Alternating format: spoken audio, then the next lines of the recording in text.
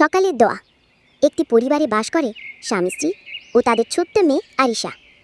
আরিশার বাবা মা তাকে শিখতে চায় আমাদের দৈনন্দিন জীবনে প্রতি কাজের শুরুতে কিভাবে আল্লাহর নামে শুরু করতে হবে। তাই সকালে ঘুম থেকে উঠে মেয়েকে দোয়া পড়ার ও দোয়ার গুরুত্ব বুঝিয়েছে। মা বলছেন, আরিশা মা ওঠো, সকাল হয়ে গেছে। আরিশা ঘুম জড়ানো গলায় বলছে, ও মা আর একটু ঘুমাই। মা হাসি দিয়ে, না মা, সকালে উঠে দোয়া পড়তে হয়, জানো সকালে ঘুম থেকে উঠেই দোয়াটা পড়লে আল্লাহ আমাদের সারা দিন হেফাজত করেন। আরিশা কৌতূহলী গলায়, কোন দোয়া মা? মা, এই দোয়া, আলহামদুলিল্লাহিল্লাযী আহিয়ানা বাদা মা আমাতানা ওয়া ইলাইহিন নুশুর।